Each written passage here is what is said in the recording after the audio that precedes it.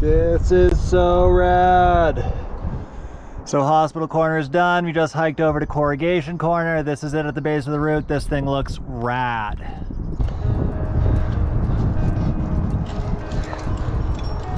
Welcome back, everybody. Thank you so much for tuning in for this, which is the second half of our second day of our 3-day Lover's Leap climbing trip this summer. If you haven't checked out the other two videos, you totally should, because we climbed a lot of other awesome classic routes.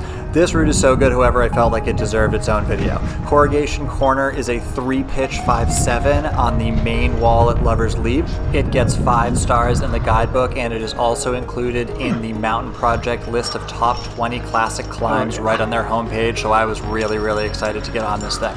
Here I am leading pitch 1, which is a really nice intro for this climb. This pitch goes at about 5-6. You're climbing up this corner. It's really secure. There's a lot of good options for gear, and it's a really nice way to sort of just cruise your way up to the first belay and get acquainted with the climb. The one thing you need to be careful of on the first pitch is after a little over 100 feet, you get to a little ledge, and your options are to either traverse right and keep it 5-5, or if you keep going up straight, you can end up in some 5-9 off-width territory, which is what I like to avoid like the plague. I was a little worried about missing this traverse, but honestly, it's really obvious. You're on a huge ledge, and it's like really gnarly above you, or looks really chill to the right, and just go to the right, easy traverse, and it should be absolutely no problem. Here's Masha following on the traverse part of this. I am at the pitch 1 belay, and I have the corner looming above me. Can't wait to get on pitch 2.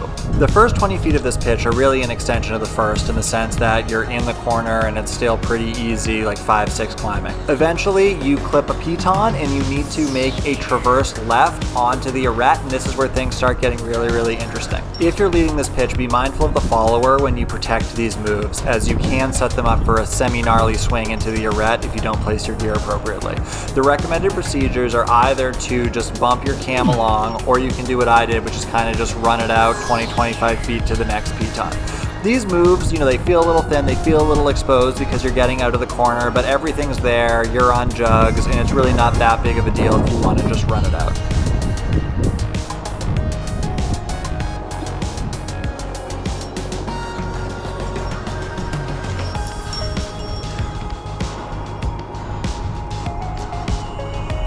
The arete is what gives this climb so much notoriety, and it completely lives up to the hype.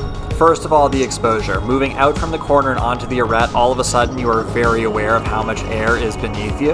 Also, this arete climbs amazingly well. You are just on some of the biggest holds around on an incredibly steep wall, and it's mind-boggling that this thing is actually 5-7. It's so much fun, super enjoyable, definitely worthy of all 5 stars. But you will feel like a hero when you are up there on this position, and I cannot recommend this climb enough if you're a confident 5-7 leader.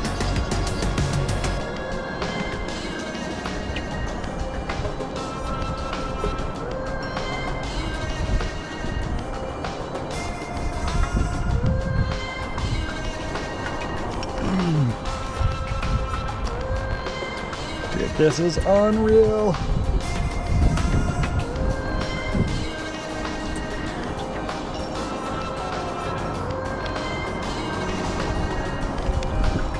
Dude, this is so cool.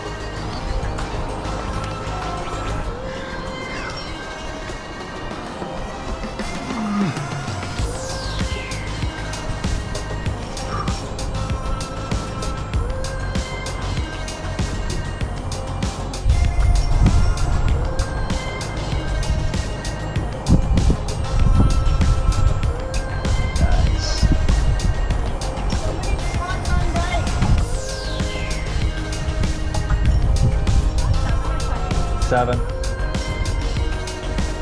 Like in your face for an exposed 5-7. It's fine. No, I was kind of doing the same, and especially like. Yeah, totally. All of your dignity. The very end of this pitch also has a little bit of notoriety for its beached whale move, which at this point is pretty darn greasy. I was able to traverse left a little below and probably do a move that was a little harder than 5-7, but I didn't have to do that beached whale move. Masha elected to do the beached whale move, and she had no problem with it. It's pretty chill. You just kind of feel a little silly as you're trying to kind of get yourself up on the ledge, but once you're there, it's a great place to hang out and ponder the third pitch.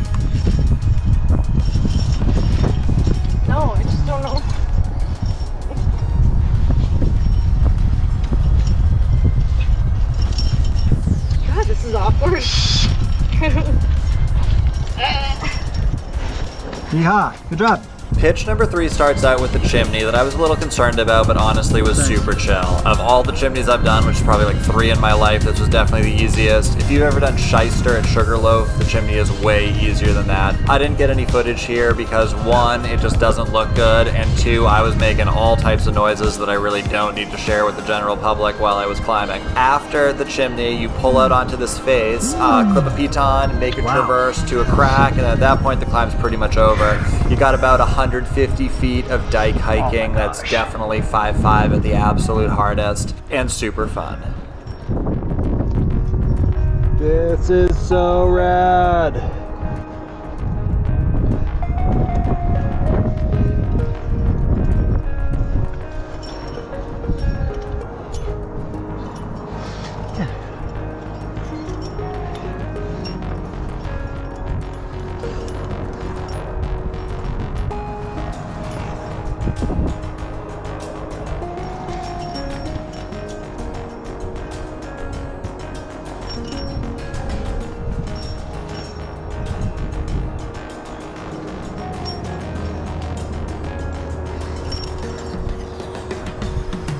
If I was going to pick one route at Lover's Leap to do, I would say this is the route. I just think it has all the characteristics that makes Lover's Leap really special, in the sense that there is a little bit of kind of like old school trad climbing technique at the bottom in the corners with all the cracks and all that. And then you have the characteristic dikes on the 2nd and 3rd pitch while climbing very, very steep and very, very moderate terrain. That's what I think is what makes Lover's Leap so unique, is just that you're climbing on these vertical exposed faces, but you're pulling moves that are no harder than 5.8. It's really exhilarating and really makes the leap a special place to climb, and it comes highly recommended.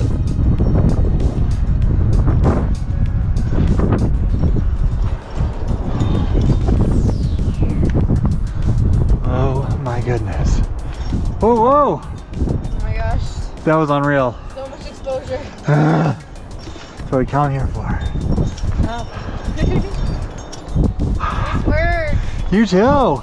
And as we hike down and we see the last little bit of sun on the east wall, we are going to call it a day. This was a super rad day, climbed 8 pitches.